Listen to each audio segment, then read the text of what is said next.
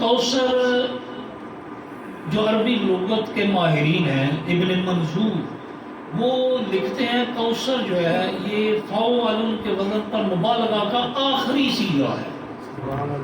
اس میں مبالغہ کا یہ آخری صیغہ ہے، مطلب اس کے بعد مبالغہ کا کوئی صیغہ موجود ہی نہیں ہے. کوثر کثرت سے فعول کے وزن پر، یعنی جہاں قلت نہیں، جہاں کثرت کی انتہا ہو جاتی ہے اس مقام کو کوثر کہا جاتا ہے. سبحان اللہ. جس مقام پر قلت نہیں بلکہ کثرتوں کی انتہا ہو جاتی ہے تو وہاں اس مقام کو کوثر کہا جاتا ہے. اب جسے کوثر عطا ہو اس کا مقام کیا، ہم نے یہ سمجھنا ہے، اس کو مختلف جہتوں سے سمجھنا ہے کہ رب کائنات نے یہاں ارشاد فرمایا انا اعطیناک الکوثر، ہے حبیب، ہے میرے آخری پیغمبر، ہم نے آپ کو کوثر عطا کر دی. اب کیا کوثر عطا کی، کس چیز میں کوثر عطا کی، کس مرتبے میں، کس مقام میں، کس حیثیت میں، کس نعمت میں، کس عظمت میں، کس رفعت میں، کس شان میں کوثر عطا کر دی. تو بغیر قید کے جب کوئی چیز مطلق ذکر کی جاتی ہے تو اصول ہے کہ المطلق یجری علی اطلاقہ، کہ مطلق جو ہوتا ہے وہ اپنی اطلاق پر جاری رہتا ہے، وہ ہر اس شے میں اطلاق جاری رہتا ہے جس میں قید موجود نہ. سبحان اللہ. مطلب کیا، اللہ نے اپنے حبیب کو ہر اس شان میں، ہر اس مقام میں، ہر اس مرتبے میں، ہر اس نعمت میں، ہر اس عظمت میں کوثر والا مقام عطا کر دیا جس میں اس نے کوئی حد مقرر نہیں کی. سبحان اللہ. اب تھوڑا سا ہم اس پر غور کریں. چند مثالیں سابقہ انبیاء کی سیرت سے، سرکار دو عالم کی سیرت سے لے کر ہم سمجھنے کی کوشش کریں گے کہ مقام کوثر کیا ہے. حضرات گرامی قدر، اللہ تعالیٰ قرآن پاک میں سورہ یاسین کی آیت نمبر 13 سے 15 میں ارشاد فرماتا ہے. کیا ارشاد فرماتا ہے؟ رب کائنات نے فرمایا وَاضْرِبْ لَهُمْ مَثَلًا قَرْيَةً مَثَلًا أَصْحَابَ الْقَرْيَةِ، ہے حبیب ان کے سامنے بیان کیجیے مثلاً اصحاب القریہ، ان گاؤں یا قصبے والوں کا قصہ، ان کی مثال. ان کی مثال کیا ہے؟ اذ جاء المرسلون، جب ان کے پاس رسول آئے. سبحان اللہ. کن کے پاس؟ غور کیجئے گا، لفظ ہے قریہ. یہاں قریہ مراد لیا جا رہا ہے، کائنات مراد نہیں لی جا رہی، دنیا پوری مراد نہیں کی جا رہی. ایک شہر یا ایک قصبہ مراد لیا جا رہا ہے اور اس کی طرف رسول آئے، جمع کا صیغہ ہے، رسول آئے. مطلب ایک شہر کی طرف بعض اوقات ایک سے زائد رسول بھی آئے. مطلب ثابت یہ ہوا کہ رسول ایک خاص قصبے، خاص قبیلے، خاص قوم، ایک خاص شہر کے لیے آتے تھے. اب قوم کیسے آئے؟ رب کائنات اذ ارسلنا الیہم اثنین، اور جب ہم نے ان کی طرف 2 رسول بھیجے، 2 اکٹھے رسول بھیجے گئے. فَكَذَّبُوهُمَا، ان نے، اس شہر والوں نے، اس قریے والے نے، ان قصبے والوں نے ان دونوں کو جھٹلا دیا. فَعَزَّزْنَا بِثَالِثٍ، ہم نے ان کی مدد کے لیے تیسرا رسول بھی بھیج دیا. پہلے 2 آئے، دونوں کو جھٹلا دیا گیا، تیسرا بھیج دیا، لیکن انہوں نے ان تینوں کو جھٹلا دیا اور کیا کہا؟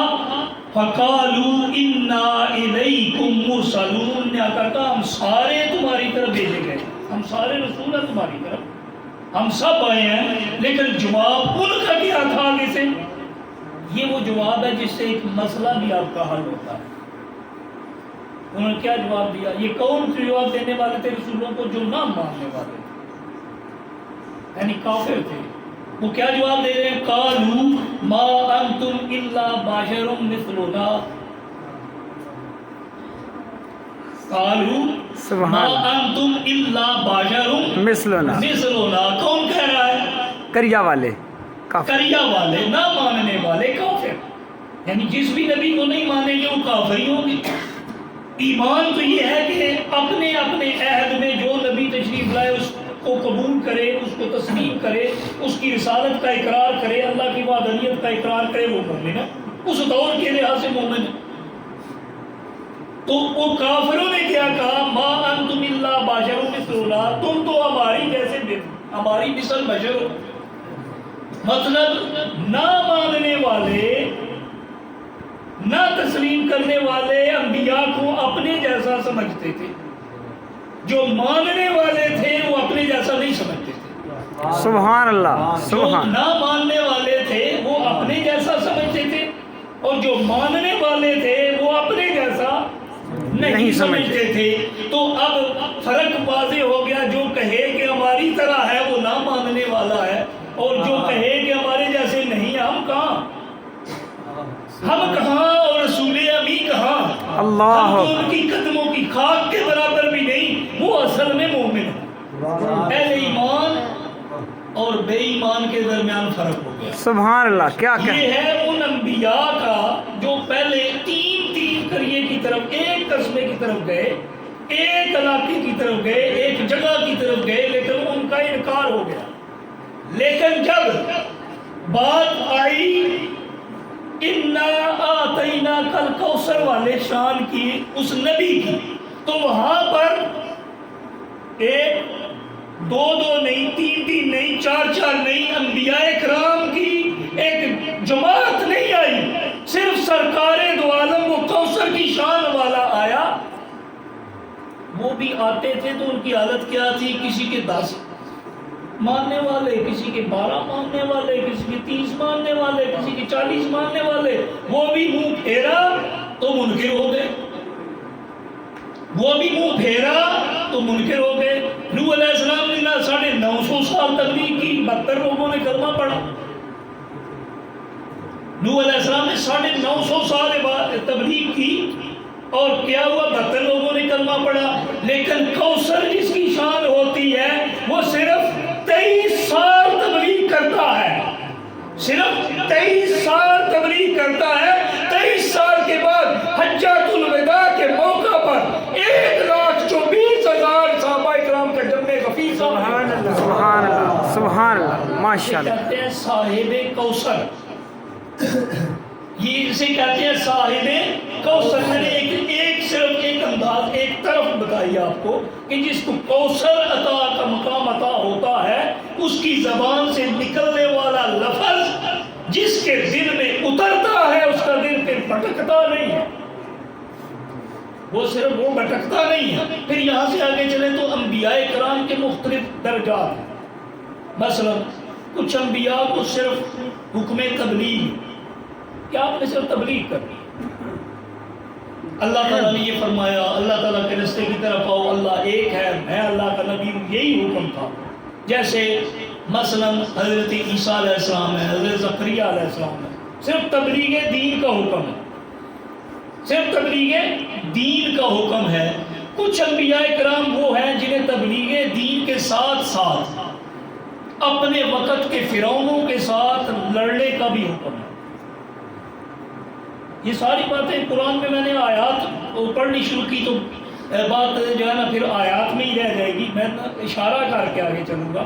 کچھ کو حکم ہوا کہ تبلیغ کے ساتھ ساتھ جہاد بھی کرنا ہے، جیسے کہ حضرت ابراہیم علیہ السلام کو حکم ہوا نمرود کے خلاف، حاکم وقت کے خلاف کلمہ جہاد بلند کرے، تبلیغ دین کا فریضہ سر انجام دے۔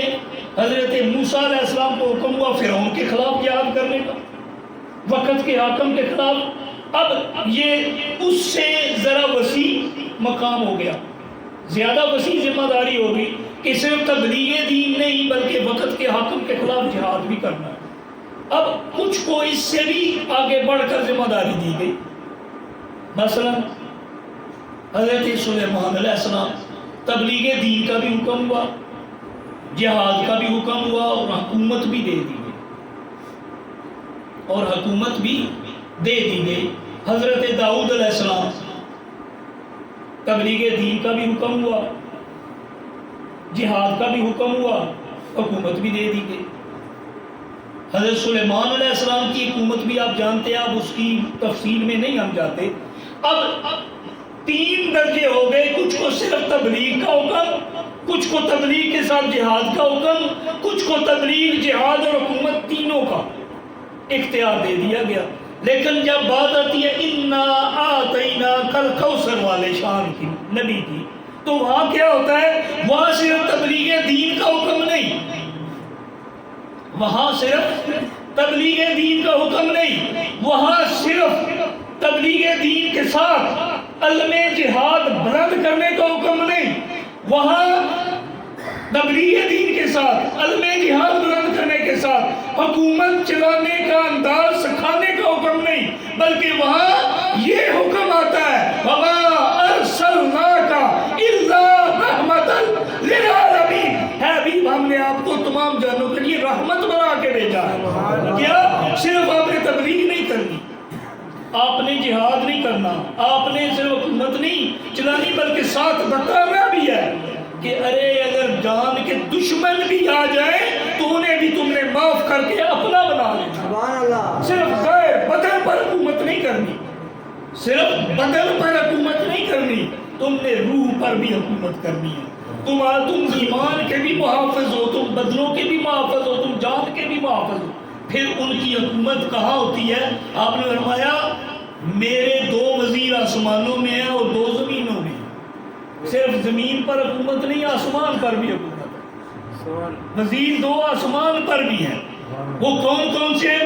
حضرت امام ابو عیسیٰ ترمذی علیہ رحمہ، آپ کتاب المناقب کے اندر ترمذی شریف کے اندر نقل کرتے ہیں کہ حضرت ابو سعید خدری رضی اللہ تعالیٰ راوی ہیں کہ اللہ تعالیٰ کے حبیب نے فرمایا کہ میرے 2 وزیر، اما وزیرایا من آل السماء، جو میرے آسمانوں میں سے جو وزیر ہیں وہ کون سے ہیں؟ فجبرائیل و میکائیل، وہ کون ہیں؟ وہ فرشتوں کے سردار جبریل ہیں اور میکائیل ہیں جو رزق تقسیم کرتے ہیں۔ وَوَزِيرَايَ أَمَّا وَزِيرَايَ مِنْ آلِ الْأَرْضِ، جو زمین کے میرے وزیر ہیں وہ کون سے ہیں؟ ابو بکر و عمر، وہ ابو بکر و عمر ہیں۔ تو زمین میں بھی وزیر ہیں، آسمانوں میں بھی وزیر ہیں۔ حکومت صرف زمین پر نہیں ہے، آسمانوں پر بھی ہے۔ حضرت سلیمان علیہ السلام کو جنوں کی، جانوروں کی بولی عطا کی گئی، جانوروں کی بولیاں سمجھتے تھے۔ یہاں تو بارگاہ رسالت میں انا اعطیناک الکوثر والی شان کا یہ نبی جو ہے جسے ہر شے میں کوثر عطا کر دیا گیا ہے، یہاں کیا ہے؟ یہاں صرف جانور نہیں، یہاں صرف انسان نہیں، صرف جنات نہیں، بلکہ یہاں تو پتھر بھی بول پڑتے ہیں، درخت بھی چل پڑتے ہیں، یا تو خوشے بھی اس درخت کے اوپر سے اتر کر بارگاہ رسالت میں حاضر ہو جایا کرتے ہیں۔ سبحان اللہ۔ یہ ہے شان کوثر، انا اعطینا کل کوثر ہے، ابھی ہم نے کوثر عطا کر۔ اب کوثر جس کو عطا ہوتی ہے اس کی بارگاہ کی شان ہی نرالی ہوا کرتی ہے۔ سبحان اللہ۔ ہم تھوڑا سا مزید آگے چلتے ہیں۔ حضرت گرامی قدر یہاں پر ایک آیت کا مفہوم سمجھتے چلیں۔ اللہ تعالیٰ نے ارشاد فرمایا نبی اولا بالمؤمنین من انفسہم، نبی تمہارے جسموں پر نہیں بلکہ تمہاری جانوں سے بھی زیادہ تمہاری جانوں کے حقدار ہیں، تمہاری جانوں کے نزدیک ہیں، محبوب ہیں۔ حضرت گرامی قدر آدم علیہ السلام کو رب کائنات نے کیا ارشاد فرمایا؟ انی جاعل فی الارض خلیفہ، کیا فرمایا؟ انی جاعل فی الارض خلیفہ، میں زمین میں اپنا خلیفہ بنانے والا ہوں۔ اور حضرت داؤد علیہ السلام کو ارشاد فرمایا انا جعلناک خلیفۃ فی الارض، کہ ہے داؤد ہم نے تجھے زمین میں اپنا خلیفہ بنا دیا۔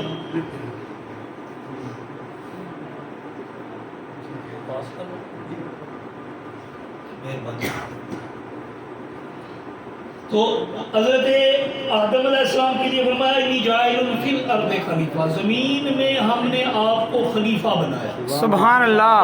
اور داؤد علیہ السلام کو فرمایا کہ تجھے ہم نے زمین میں خلیفہ بنایا۔ خلیفہ بنانے والے ہیں، انہیں بنایا، انہیں بنانے والے ہیں، لیکن بنا کے بھیجا نہیں، بنانے والے ہیں اور بعد میں بنایا گیا۔ انہوں نے جہاد کیا، انہیں جہاد کیا، جہاد کے بعد اس مقام پر پہنچے. میں پھر وہی آیت کوٹ کروں گا، ما ارسلناک الا رحمۃ للعالمین. اے حبیب ہم نے آپ کو تمام جہانوں کے لیے رحمت بنا کے بھیجا. اب خلیفہ بنایا نہیں، یہاں بنا کر بھیجا ہے اور جہانوں کے لیے بنا کے بھیجا ہے، صرف ایک زمین میں نہیں. عالمین فرمایا، عالمین سے مراد تمام جہان ہے، چاہے وہ عالم ارضی ہو، زمینی جہاں ہو، یا عالم سماوی ہو، آسمانی جہاں ہو.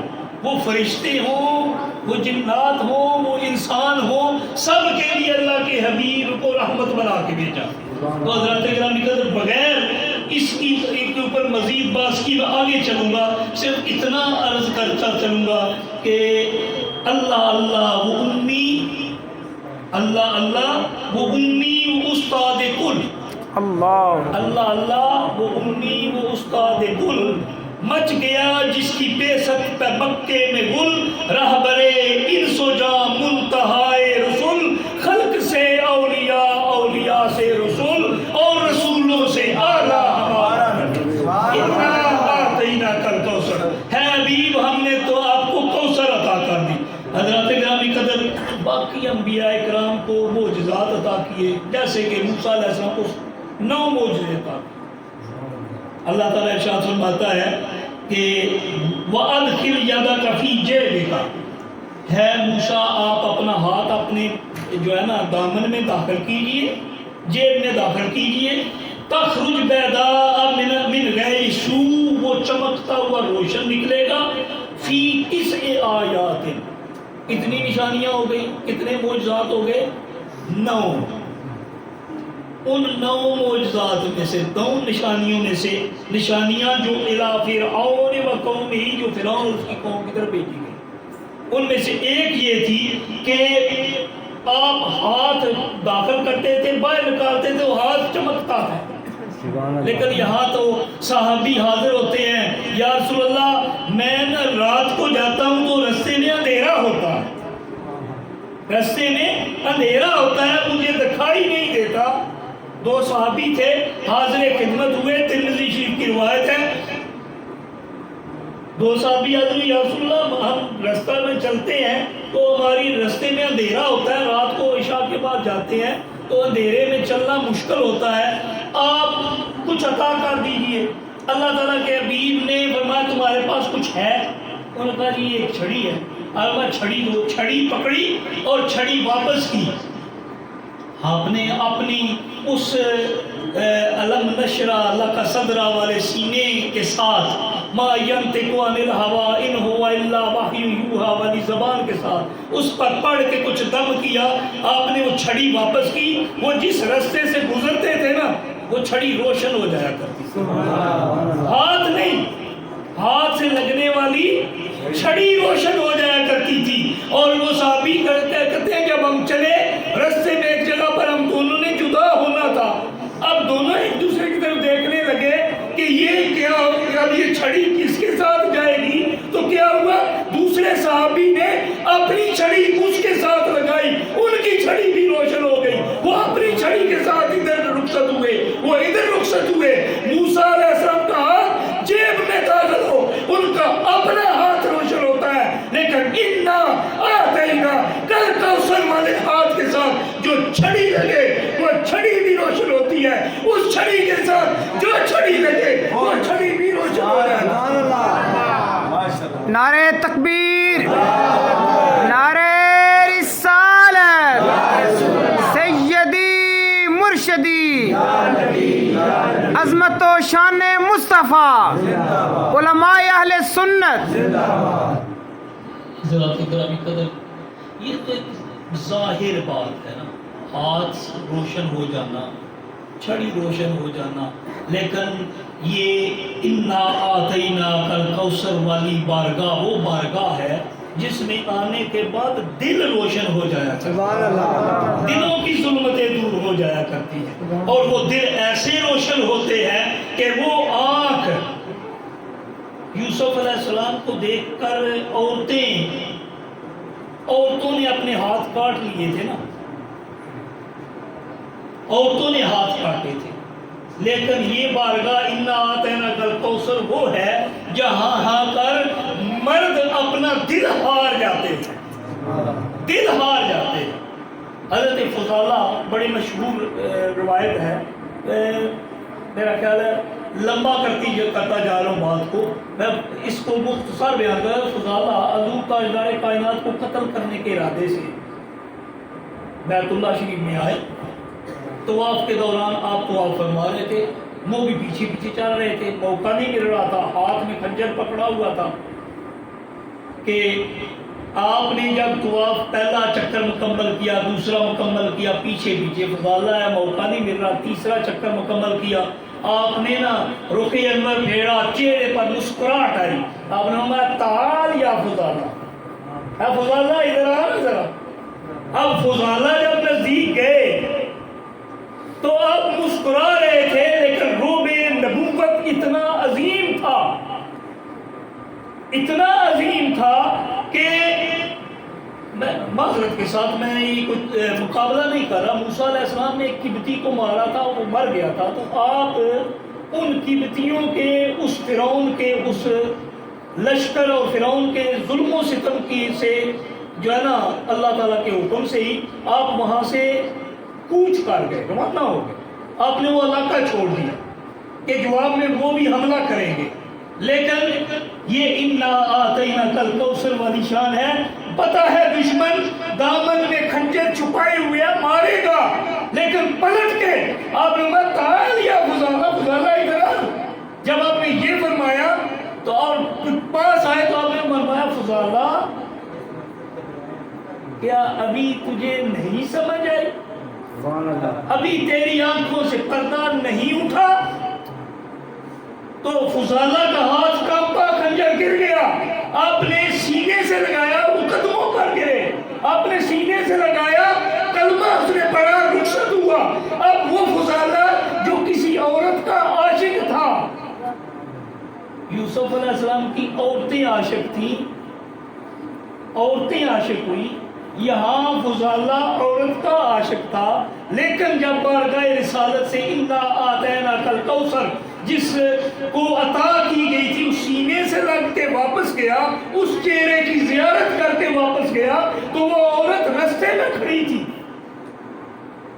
اس نے بلایا، دیکھا فضالہ اپنے حال میں، اب دل روشن ہو گیا تھا نا، چھڑی نہیں روشن ہوئی تھی، دل روشن ہو گیا تھا، ہاتھ نہیں روشن ہوا تھا، دل روشن ہو گیا تھا۔ اس نے جو تجلی دیکھی تھی، ارے موسیٰ علیہ السلام جب کوئی طور پر گئے تھے نا، رب آرینی کہتے رہے، وہاں سے لن ترانی کا جواب ملتا رہا، پھر لما تجلی ربہ، جب رب کائنات نے اپنی تجلی ڈالی، جعلہ دکا وخر موسیٰ صاعقا، تو کیا ہوا، پہاڑ لرز گیا اور موسیٰ علیہ السلام بے ہوش ہو کر گر پڑے۔ تو جب واپس آئے تو موسیٰ علیہ السلام چہرے پر نقاب ڈالا کرتے تھے،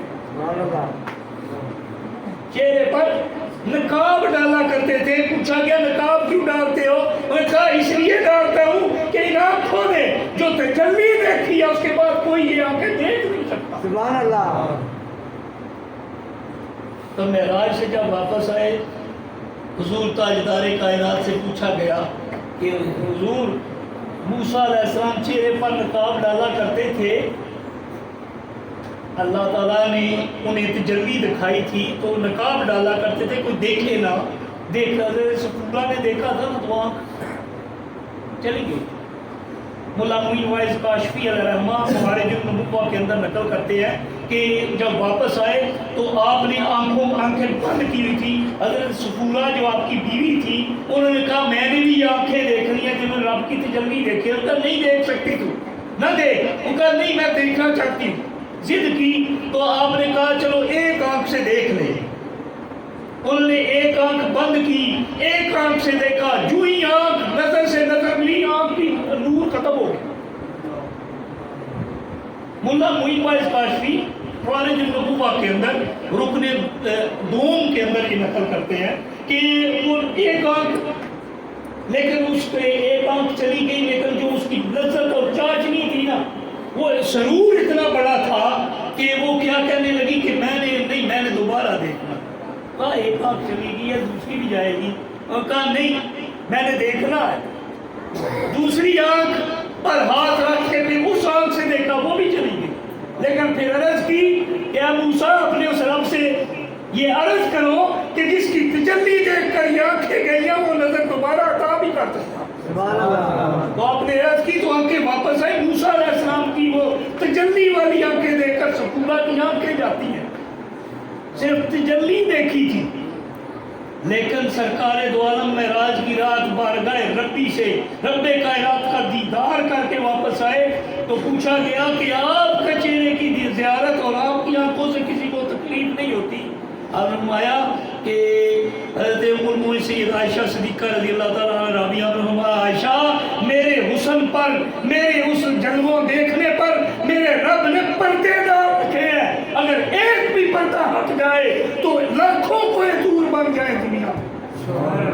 ایک نہیں لاکھوں کوئی دور بنے. اسی لیے تو ابو بکر صدیق رضی اللہ عنہ فرماتے تھے نا پوچھا گیا کہ معراج کی تصدیق کرتے ہو؟ کہا کرتا ہوں. کہا کیسے؟ کہا یہ بات کرتے ہو میں اس سے بھی بڑی بڑی باتوں کی تصدیق کرتا ہوں. میں تو اس سے بھی بڑی بڑی باتوں کی تصدیق کرتا ہوں. حضرات گرامی کہتے ہیں بات کہیں سے چلی کہیں چلی گئی. موسیٰ علیہ السلام کو 9 معجزات عطا ہوئے. وہیں سے میرا خیال ہے کہاں تھے بھائی مجھے یاد کرا دیں کہاں سے کدھر چلے گئے. 9 میں سے ایک معجزہ جو ہے نا وہ کیا تھا؟ وہ معجزہ یہ تھا اذ استسقى موسیٰ لقومہ. جب موسیٰ علیہ السلام نے اپنی قوم کے لیے رب سے پانی مانگا تو پانی مانگا فقلنا ہم نے کہا اضرب بعصاک الحجر اپنی اس عصا کو پتھر پر مارو. کس پر مارو؟ پتھر پر مارو. فانفجرت منہ 12 عین تو اس سے 12 چشمے پھوٹ پڑے. وہ ایک پتھر تھا چورس روایت میں آتا ہے چورس پتھر تھا جس پر آپ مارتے تھے صاحب 12 چشمے جاری ہوتے تھے. مفسرین لکھتے ہیں قرآن پاک کی آیت کا بھی مفہوم ہے کہ پتھر ان میں سے کچھ پتھر ایسے ہیں جو رب کے خوف سے لڑک جاتے ہیں. کچھ وہ ہیں جن سے پانی جاری ہو جاتا ہے. یہ قرآن کی آیت کا مفہوم بیان کر رہا ہوں. الفاظ مجھے صحیح طرح یاد نہیں ہے. تو اللہ تعالیٰ نے کیا فرمایا کہ پتھروں کی کچھ قسمیں ایسی ہیں جو رب کے خوف سے لڑک جاتے ہیں گر جاتے ہیں. کچھ وہ ہیں جن سے پانی جاری ہو جاتا ہے. تو پتھروں سے پانی جاری ہونا یہ عام بات. موسیٰ علیہ السلام کا عصا مارنا اور پتھروں سے پانی جاری ہونا یہ موسیٰ علیہ السلام کی 9 معجزات میں سے ایک معجزہ تھا. لیکن انا اعطیناک الکوثر کی شان والے اس نبی کی بارگاہ میں جب آتے ہیں تو 1500 صحابہ بارگاہ رسالت میں حاضر ہوتے ہیں. یا رسول اللہ وضو کے لیے پانی نہیں ہے, سفر پر ہے پانی نہیں ہے, وضو کرنا ہے پانی کوئی نہیں ہے. اللہ تعالیٰ کے حبیب نے بخاری شریف کی روایت ہے اللہ تعالیٰ کے حبیب نے فرمایا کہ جو پانی بچا ہے وہ لے آؤ. اسے ایک برتن میں ڈالا گیا. برتن چھوٹا تھا. آپ نے اس کے اندر اپنی ہتھیلی رکھی. راوی کہتے ہیں کثیر راوی ہیں اس میں تو راوی یہ کہتے ہیں آپ کی ہتھیلی پوری کھل نہیں رہی تھی. برتن اتنا چھوٹا تھا سوچ رہے کہ کتنا ہوگا جس میں ہتھیلی نہیں کھلتی. آپ نے اس طرح کر کے انگلیاں رکھی اس برتن کے اندر. آپ نے فرمایا وضو کرو, پیو بھی اور وضو بھی کرو. آپ نے انگلیاں رکھی.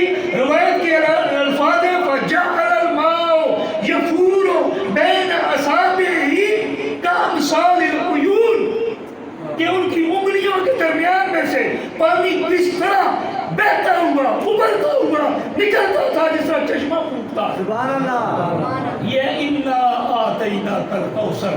ارے موسیٰ علیہ السلام پتھر پر عصا مارے تو پتھر سے پانی جاری ہوتا ہے, لیکن یہ کبھی کسی نے نہیں دیکھا کہ انگلیوں سے پانی کے چشمے جاری ہوتا. 1500 صحابہ کرام نے اسے وضو بھی کیا, اسے پانی بھی استعمال کیا. ایک روایت میں 70 ہے, ایک روایت میں 80 ہے. مختلف روایات ہیں مختلف مواقع پر, لیکن یہ غزوے سے واپسی کی بات ہے. حضرات گرامی قدر, موسیٰ علیہ السلام رب کائنات کی بارگاہ میں یہ عرض کرتے ہیں, رب اشرح لی صدری, رب میرے سینے کو کھول دے. رب اشرح لی صدری, خود عرض کرتے ہیں رب کی بارگاہ میں, رب میرے سینے کو کھول دے, میرے سینے کو کھول دے. لیکن انا آتیناک الکوثر کی شان والے اس نبی کی جسے کوثر عطا کیا نا, رب اس کے لیے خود فرماتا ہے الم نشرح لک صدرک, اے رب کیا ہم نے تیرے لیے تیرا سینہ نہیں کھول دیا. اور یہ ایک نہیں 3 مرتبہ فرمایا الم نشرح لک صدرک. یہ سورہ 3 مرتبہ نازل ہوئی, یہ سورہ مبارکہ سورہ الم نشرح 3 مرتبہ نازل ہوئی, اور تین مرتبہ رب الم نشرح لک صدرک, اے حبیب کیا ہم نے آپ کے لیے آپ کے سینے کو کھول نہیں دیا. اور وہی تعلیم کھولنے کے بعد پھر علم کی زیادتی کی دعا کرتا ہے. حکم کیا ہوتا ہے, اے تعلیم چل. کہاں چل؟ جا میرے ایک اور بندے کے پاس جا. ایک اور در دکھا دیا جاتا ہے. کلیم اللہ اللہ کے نبی ہیں, لیکن کوثر کی شان نہیں ہے نا. کیا کہا جاتا ہے, جا خضر علیہ السلام کے پاس. وہاں جا کر یہ واقعہ بھی بہت بے شمار مرتبہ میں بیان کرتا ہوں, سورہ کاف کے اندر موجود ہے. اگر تفصیلاً پڑھنا وہاں پورا تفصیل سے موجود ہے. میں صرف اشارہ کر کے اصل بات کی طرف آؤں گا کہ موسیٰ علیہ السلام کو حکم ہوا کہ جاؤ. کہاں جاؤ؟ خضر علیہ السلام کے پاس. جب خضر علیہ السلام کے, میں سارا نہیں سمجھتا صرف اشارہ کرتا ہوں, جب خضر علیہ السلام کے پاس پہنچتے ہیں تو قاری صاحب کیا انہوں نے فرمایا جواب میں؟ کیا فرمایا تھا جب آپ پہنچے تو انہوں نے کیا فرمایا تھا؟ لن تستطیع معی صبرا. کس کو جواب ہو رہا ہے؟ موسیٰ کلیم اللہ کو, کہ یہ علم ایسا ہے کہ تو میرے ساتھ رہ کر صبر نہیں کر سکے گا. مطلب تو اس علم کے بوجھ کو برداشت نہیں کر سکے گا.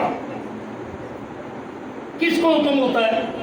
موسیٰ علیہ السلام کہ لن تستطیع معی صبرا, تو میرے ساتھ صبر نہیں کر سکے گا. یہاں پر اپنے حبیب کو حکم ہوتا ہے, حبیب جانا نہیں, چلنا نہیں, کہیں پہنچنا نہیں. کیا کہنا ہے؟ جہاں موجود ہو وہی بیٹھ کر کہو قل رب زدنی علما, اے رب میرے علم میں اضافہ فرما. جواب میں رب کی بارگاہ سے جواب آتا ہے وَعَلَّمَكَ مَا لَمْ تَكُنْ تَعْلَمْ وَكَانَ فَضْلُ اللَّهِ عَلَيْكَ عَظِيمًا. إِنَّا أَعْطَيْنَاكَ الْكَوْثَرَ, اے حبیب ہم نے تمام علوم کوثر کی مقدار تمہیں عطا کی.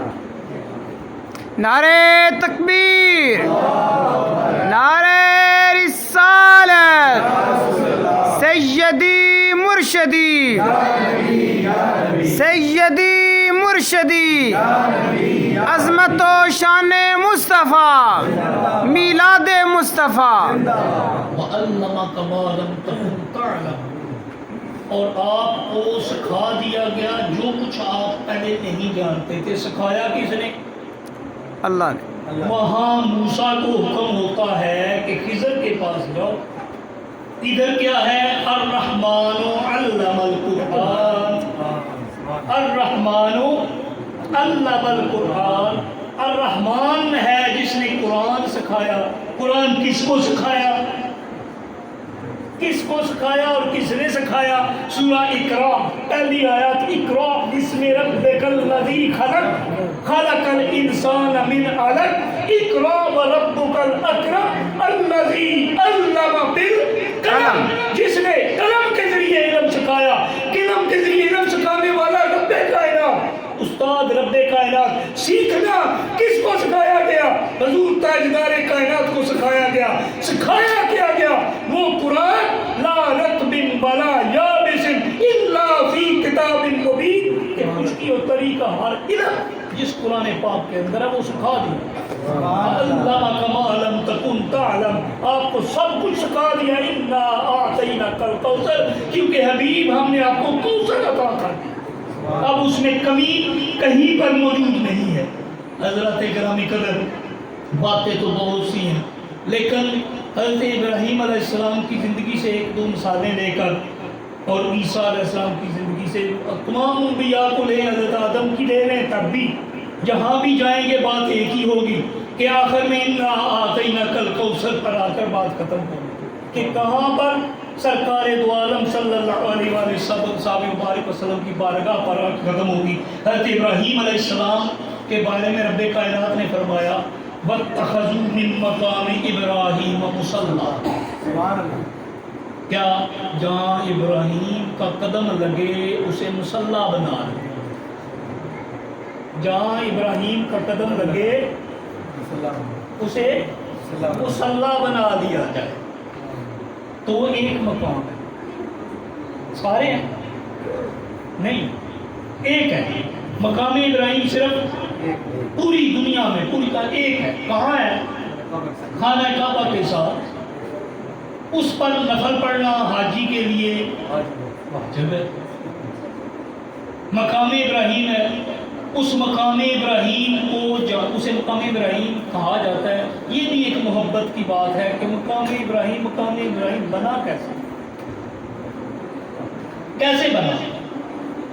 ویسے تو ابراہیم علیہ السلام نے بے شمار مقام پر قدم لگائے نا، یہ تو نہیں نا آپ نے اپنی زندگی میں صرف ایک ہی پتھر پر پیر رکھا تھا، نہیں، کیا وہی مقام تھا صرف؟ نہیں، لیکن اسی ایک مقام کو مصلی بنانے کا حکم کیوں دیا گیا؟ وجہ یہ تھی کہ جب خانہ کعبہ کی تعمیر ہو گئی، حضرت ابراہیم علیہ السلام نے اس مقام پر کھڑے ہو کر اجرت رب سے طلب کی۔ وہ اجرت کیا تھی؟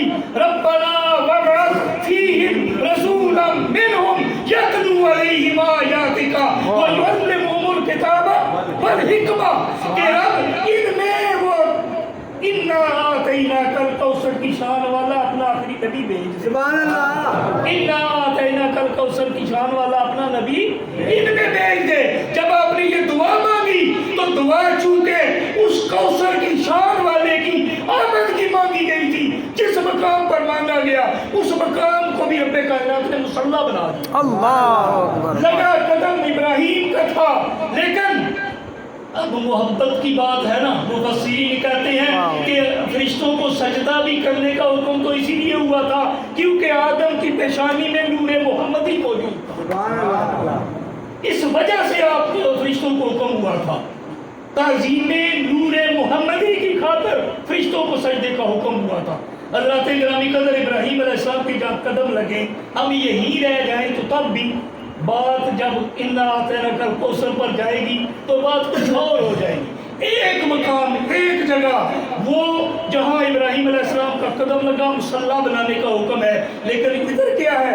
بارگاہ رسالت سے یہ اعلان ہوتا ہے اوتیت بست، مجھے 6 ایسی چیزیں عطا کی گئی، لم یؤتہن احد من قبلی، وہ اس کی مثلہن، ان کی مثل مجھ سے پہلے کسی کو عطا نہیں کی گئی۔ میں 6 نہیں بیان کروں گا، صرف ایک بیان کروں گا، صرف ایک، اس سے ریلیٹڈ جو میں نے ابھی بات کی ہے کہ مقامی ابراہیم ایک جگہ پر پاؤں لگنے کی وجہ سے اسے کیا قرار دے دیا گیا؟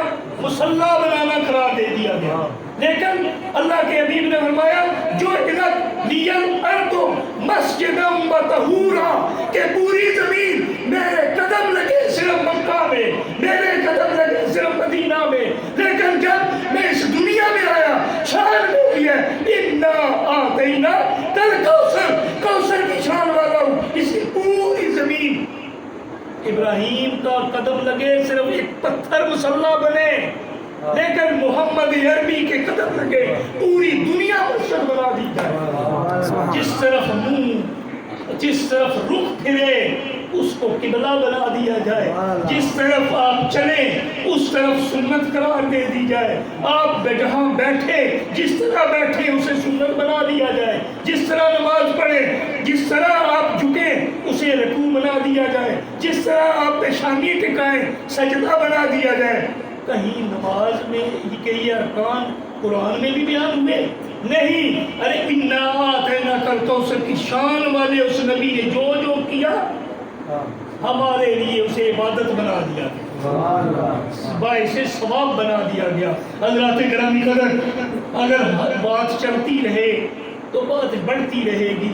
حضرات گرامی، ابھی حضرت ابراہیم علیہ السلام نے یہ کہا تھا حسبی اللہ، شان بھی دیکھ لیں۔ میں نے کہا تھا کہ پھر اس مقام والے کی اپنی بات دیکھیں کہ اس کا کردار کیا ہے، اس کی سیرت کیا ہے۔ حضرت ابراہیم علیہ السلام نے کیا رب کی بارگاہ میں عرض کیا تھا؟ حسبی، معنی اس کا پتہ ہے؟ حسبی مجھے کافی ہے۔ کون؟ اللہ۔ پہلے آپ کی ذات، پھر رب کی ذات، الفاظ کا غور، مجھے کافی ہے، مجھے، پہلے مجھے کہا، کیا کہا؟ مجھے کافی ہے۔ کون؟ اللہ۔ کون کہہ رہا ہے؟ حضرت ابراہیم علیہ السلام۔ لیکن جب اس شان والے نبی کی بات آتی ہے، رب فرماتا ہے حسبک اللہ، یہاں ہوتا ہے حسبی اللہ، مجھے میرا اللہ کافی ہے۔ جواب میں رب بھی کہے نا میں کافی ہوں تو پھر بات بنتی ہے، بات تب بنتی ہے۔ یہ جواب صرف انا اعطیناک الکوثر والے کو ملتا ہے۔ کیا حسبک اللہ ہے عبید، تجھے کافی ہے۔ کون؟ تیرا اللہ، تجھے تیرا اللہ کافی ہے۔ حضرات گرامی قدر، حضرت ابراہیم علیہ السلام، سیرت کیا ہے سرکار دو عالم؟ حضرت ابراہیم علیہ السلام نے یہ رب کی بارگاہ میں عرض کی تھی، رب انہن اضللن کثیرا، اے رب ان میں سے کثرت کے ساتھ لوگ جو کیا ہو گئے ہیں، گمراہ ہو گئے، لیکن فمن تابعنی فإنہ منی، اللہ، فمن تابعنی فإنہ منی، جو میرا اتباع کرے وہ میرا ہے۔ مطلب کیا؟ ایماندار میرے، فرما بردار میرے، یہی کہا نا، جو میری اتباع کرے وہ میرا، جو اتباع نہ کرے وہ میرا نہیں ہے، جو مجھے مانے میرا، جو نہ مانے میرا نہیں ہے، جو ایماندار ہے وہ میرا، جو بے ایمان ہے وہ میرا نہیں ہے، جو اچھے اعمال کرنے والا ہے، نیک اعمال کرنے والا ہے وہ ہے میرا، جو گناہگار ہے وہ میرا نہیں ہے۔ یہ ہے حضرت ابراہیم علیہ السلام کا۔ لیکن ہمارے آقا نے بھی سیرت کیا تھی؟ ہمیں یہ سیرت دی کہ یہ نہیں کہنا کہ فرما بردار میرا، جو مجھے سلام کرے اسے میں سلام کروں، جو مجھے سلام کرے اسے میں سلام کروں، جو میرے گھر آئے اس کے گھر میں جاؤں، جو میرے ساتھ بات کرے اس سے میں بات کروں، جو میری نہ مانے وہ میرا نہیں۔ اللہ تعالیٰ کے حبیب نے کیا فرمایا؟ شفاعتی لآل الکبائر من امتی، میری شفاعت کن کے لیے؟ وہ جو گناہگار، فرما برداروں کے لیے نہیں فرمایا، وہ تو ہے فرما بردار، کن کے لیے فرمایا؟ جو گناہگار ہیں کہ ان کے لیے میری شفاعت ہے۔ حضرات گرامی قدر، رب نے ارشاد فرمایا انا اعطیناک الکوثر، ہے حبیب ہم نے آپ کو کوثر عطا کی۔ حضرت عیسیٰ علیہ السلام کی ایک بات عرض کر کے میں اجازت چاہتا ہوں، آخری بات کیا؟ حضرت عیسیٰ علیہ السلام نے، ان کی جب ولادت ہوئی، جب دنیا میں بھیجا گیا تو آپ کی والدہ کو کہا گیا، کیا کہا گیا؟ لے آہبا، وہ جو فرشتہ آیا تھا امانت سپرد کرنے، اس نے ایک جملہ کہا تھا، لے آہبا لاکے غلامن زکیہ، تاکہ میں تجھے ایک پاکیزہ بچے کا تحفہ دے سکوں، سبحان اللہ، لنجعلہ آیۃ للناس، ہم اسے بنائیں کیا؟ لوگوں کے لیے آیت، نشانی۔ باتیں تو اس آیت میں بہت سی ہیں لیکن ایک پوائنٹ دوں گا، وَرَحْمَةً مِنَّا، اور ہماری طرف سے رحمت، کس کے لیے؟ کس کے لیے؟ دو مرجے ہو سکتے ہیں، یہ اب ایک گرامر کا رول ہے علماء کرام کے لیے خصوصی طور پر، اس رحمتم منا اس کا لوٹنا رحمت کس کے لیے ہے؟ ہماری طرف سے رحمت ہو کس کے لیے؟ دو طرف لوٹ سکتے ہیں، شبہ فعل رحمت، اس میں سے یہ یا زمین واپس لوٹے گی، کس طرف لوٹے گی؟ دو مرجے ہو سکتے ہیں۔ نمبر ایک، یا تو الناس جمع ہے اس کی طرف، لیکن اس کی طرف لوٹنا ذرا مشکل ہے کیونکہ یہ یا زمین نکل گئی اور الناس مذکر ہے، یہ یا مؤنث ہے اور ضمیر کا مرجع اور وہ ایک جیسے ہونے چاہیے۔ اب اگر اسے واپس لوٹایا جائے تو لوٹے گا کس کی طرف؟ ماں کی طرف۔ کس کی طرف؟ ماں کی طرف۔ رحمت کس کے لیے ہے؟ ماں اپنی ماں کے لیے۔ رحمت کس کے لیے ہے؟ اپنی ماں کے لیے۔ کون؟ عیسیٰ علیہ السلام۔ اللہ تعالیٰ کی طرف سے جبریل امین آتے ہیں اور یہ پیغام دیتے ہیں ہم نے یہ بچہ دیا کس لیے؟ تیرے لیے رحمت بنے۔ اور اگر وسیع معنی میں لیا جائے تو لوگوں کے لیے رحمت بنے، لیکن اللہ کے آخری پیغمبر انا آتینا کل کوثر والی شان والے کے لیے جب بات آتی ہے ماں کے لیے رحمت نہیں، لوگوں کے لیے رحمت نہیں، وما ارسلناک الا رحمتا للعالمین، تمام جانوں کے لیے رحمت بنا کے دے، تمام جانوں کے لیے، کیونکہ یہاں کثرتوں کی انتہا ہوتی۔ انا اعطیناک الکوثر۔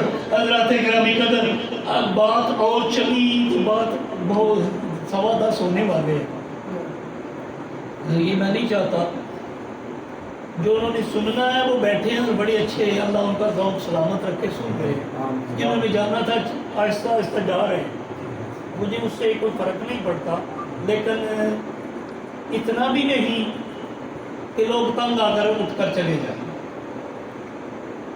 تو پھر کے لیے کچھ چھوڑنا چاہیے، طلب ختم نہیں ہوتی اور موضوع بھی یہ ختم ہونے والا نہیں، کیونکہ کوثر جو اللہ کوثر دنیا کی جو کل متاع دنیا قلیل ہے نا، کل متاع دنیا قلیل ہے، بھی بات فرما دیجئے دنیا کا مال و متاع کیا ہے؟ تھوڑا ہے، قلیل ہے، تھوڑا ہے، لیکن سائن تعدو نعمت اللہ لا تحصوها، جڑیاں نعمتاں تسی تکنے انہاں کی گننا چاہو تو گن نہیں سکنے، ہے تھوڑا گن نہ سکنے، جو تھوڑا ہے وہ گن نہیں سکتے، تو کوثر کو کون گنے گا؟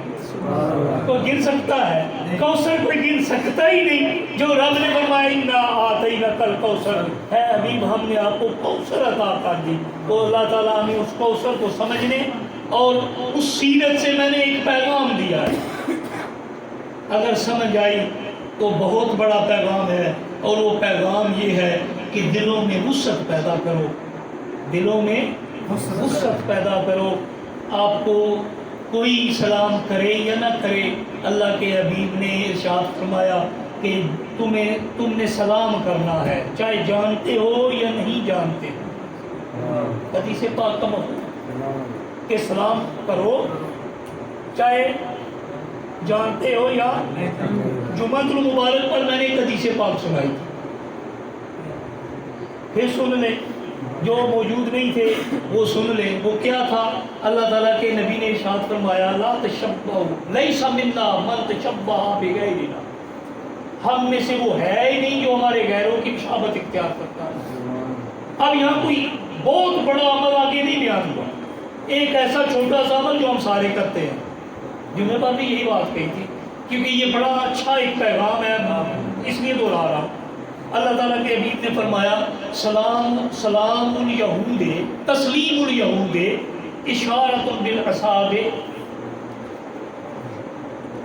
یہودیوں کا سلام انگلیوں سے اشارہ کرنا ہے، وتسلیم النصارى اشارۃ بالعطوف، عیسائیوں کا طریقہ ہتھیلی سے اشارہ کرنا ہے، ہم یہی سلام کرتے ہیں۔ آپ نے فرمایا لیس منا من تشبہ بغیرنا، جس نے ہمارے غیروں کی مشابہت کی وہ ہم میں سے ہے ہی۔ اب میں بھی کرتا ہوں السلام علیکم، آپ بھی کرتے ہیں نا، تو یہ نہیں کرنا۔ مسلمانوں کا سلام کیا ہے؟ السلام علیکم ورحمۃ اللہ وبرکاتہ. زبان سے. اور اگر زیادہ دور ہے بندہ آواز نہیں پہنچ سکتی تو یہ ایسے کرتا ہے السلام علیکم. زبان سے کہیں آواز نہیں پہنچے گی اشارے سے اوپر کریں. یہ نہیں. ہم تو اس طرح بھی کرتے ہیں, اس طرح بھی کرتے ہیں. اور بعض اوقات موٹر سائیکل پر صرف انگلیاں اس طرح کر دیتے ہیں.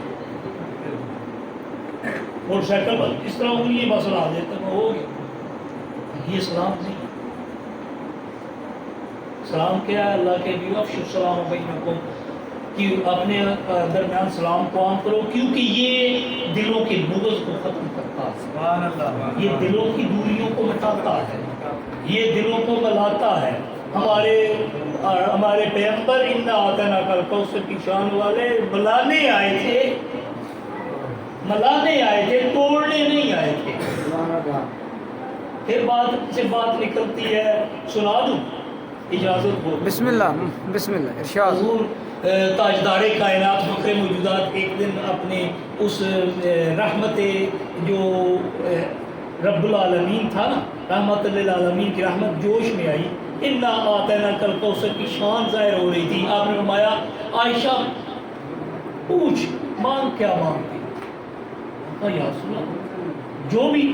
کہا ہاں میں ابا جی سے پوچھا. آپ مسکرائے. کیا بات ہے, کتنی بہاریں کھلی ہوں گی جب چہرے پر مسکراہٹ آئی. کتنی بہاریں کھلی ہوں. وہ کتنے خوش نصیب تھے جو مسکراہٹوں والا ہے, وہ وقت دعا کا چہرہ دیکھا کرتے. سبحان اللہ. تو آپ نے مسکرائے. آپ نے فرمایا ہاں ٹھیک. آپ نا بڑی بے چینی اور بڑی تیزی سے اپنے والد گرامی قدر کے پاس حاضر ہوئی, حضرت ابوبکر صدیق رضی اللہ تعالیٰ عنہ کے پاس, اور جا کر عرض کی کہ ابا جان سرکار دو عالم کا رحمت الہی جوش میں ہے, وہاں پر رحمت للعالمین کی شان رحمت جوش پر ہے. تو آپ نے فرمایا پوچھو کیا پوچھتی ہو. تو میں کیا پوچھوں. نا باقی آپ نے فرمایا. کہا بیٹی جاؤ پوچھو. معراج کی رات جو خاص باتیں ہوئی ان میں سے ایک بات بتا دے. سبحان اللہ. جو راز کی باتیں ان میں سے ایک بات بتا دے. اللہ تعالیٰ کے